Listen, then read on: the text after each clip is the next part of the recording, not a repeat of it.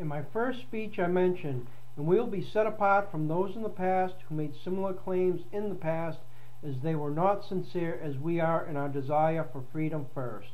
And those of the past did not have the best interests of the people at heart. You may be wondering, who were these people I am speaking about? I am speaking about political factions that have made promises to the people they seek support from, only to have a secret agenda. Those people were corporatists that are fascists, socialists, and communists, what some are referring today as totalitarians. They sought to control every facet of humanity and derive power and profit over and above the people of any and all nations. They are the ones that keep the people in a perpetual state of tension, so the world's people cannot come together and defeat them. We are lucky to be of the greatest nation the world has ever known. The United States of America was established through the Declaration of Independence and the United States Constitution, and does have in those two documents all that was and is needed to achieve a true nation of the people, by the people, and for the people.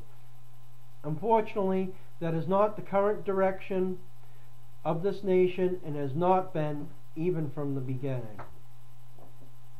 The first and foremost reform required is monetary reform, in the form of the creation of a national currency that I've identified as federal tax credit.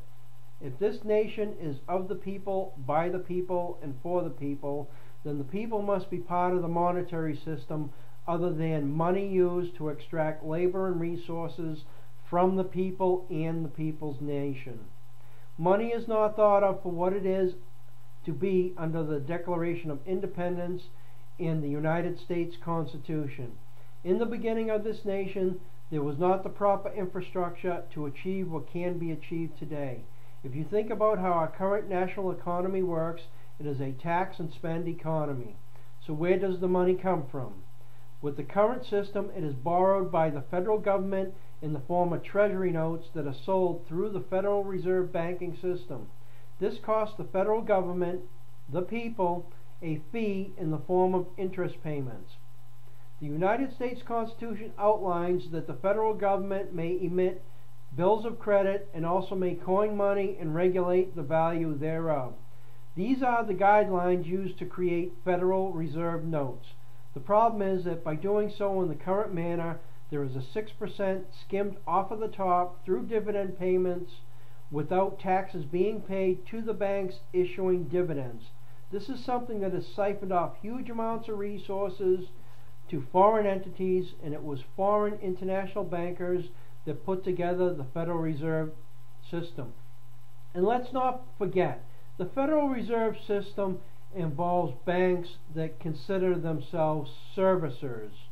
So as servicers, they are looking to make themselves contractors or subcontractors in a system that they are in total control of, yet they separate themselves within that system to extract profits out of there before giving the balance, the residuals, to the Treasury.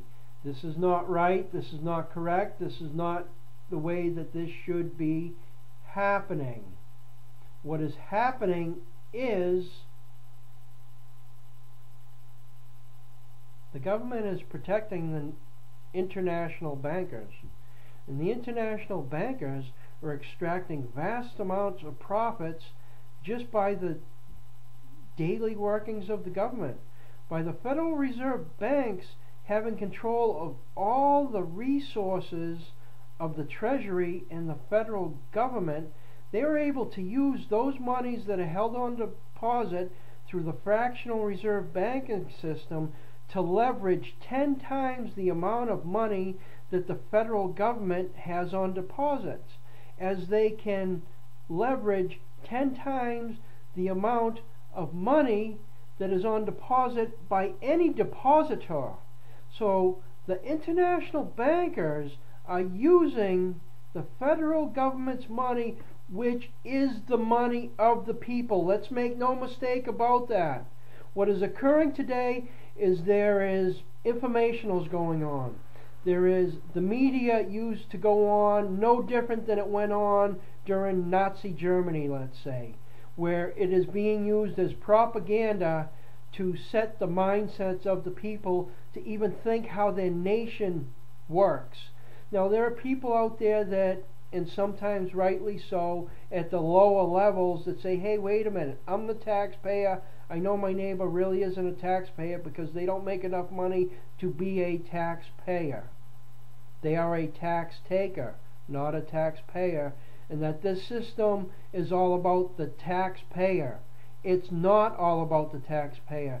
It's about the money of the federal government, which is the people's money, simply because this federal government is a government of the people, by the people, and for the people. The federal government is supposed to be nothing but servants of the people. Granted, government in and of itself is required to make a stable society, which has to do with the Declaration of Independence and maintaining, well, where is it? I don't have my Declaration of Independence in front of me. Oh, but I have a note here because this was part of my writings. Okay, in the Preamble of the Constitution, we, the people of the United States, in order to form a more perfect union, establish justice, ensure domestic tranquility. Ensure domestic tranquility. That's about peace. That's about establishing peace. That's why our so-called police officers are supposed to be peace officers. Yes, there's a certain amount of policing that is needed. There is no doubt about it. There is a certain amount of policing that is needed.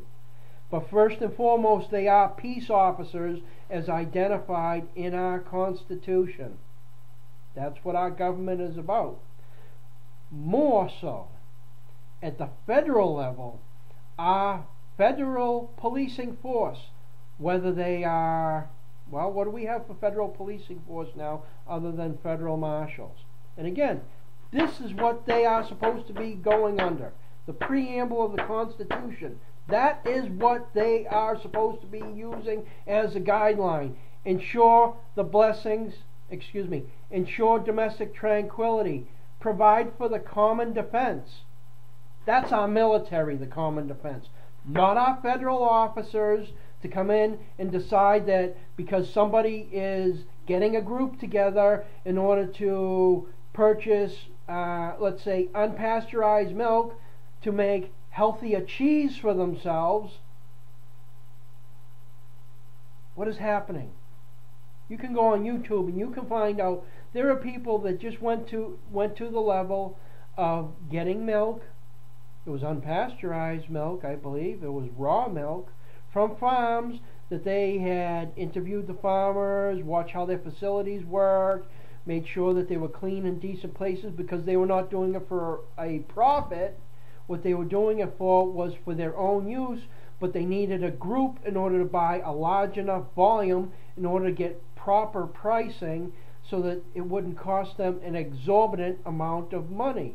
And federal officers came in at gunpoint to citizens that all they wanted to do was purchase unpasteurized milk and make their own healthy cheese and distribute it amongst the members.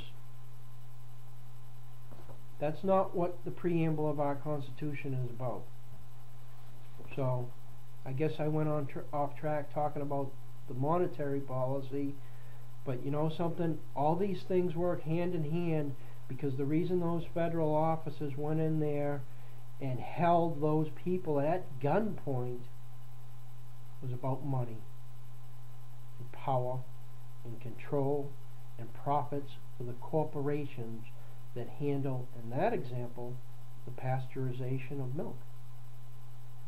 And that's just one of many ambiguous forms of the wrongdoings that are going on in this country. Each and every one of them need to be addressed. But first and foremost, we need a proper monetary system. And that monetary system would be a new national currency and that national currency would be known as federal tax credits, and that money would be distributed to the public, to the people, as the money is of the government is the first and foremost the people's money. Secondly, it's the taxpayers' money, because that's what the system is for. The system of distributing tax credits to the individuals for certain reasons, such as to pay their local and state taxes. So it is the people distributing the money. It is the people making the decisions on who it is that they are going to purchase goods and services from. The government should not be in the business of writing laws and requiring people to do business for anything, really. I mean, in most recent history, we can look at what is known as Obamacare, where people are forced to buy health insurance. That is absolutely wrong. That is unconstitutional, and no matter what the Supreme Court comes up with, because you know something, those people are language doctors. They can phrase anything that any way that they want. They are definitely literate majors. There's no doubt about that.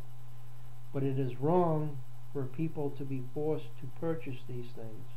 And when they're not forced in that manner, they're forced in a different manner to purchase things, such as the way that millions of pieces of real estate and their titles have been clouded by the mortgage-backed securities, what word should I call it, fraud that has occurred in this nation on a huge scale. And the end result is going to be of that is that in order for people to buy and sell real estate, and in order for them to get mortgages and loans, they're going to end up having to purchase title insurance, which is more money skimmed out of that system. And that is one of the things that went on with that scheme, and that was one of the purposes of the scheme, was to cloud the titles of real estate in this nation. There's a lot of things that have to be discussed, and I guess that's why I go off track when I just wanted to start talking about monetary reform, but monetary reform is connected to many, many things.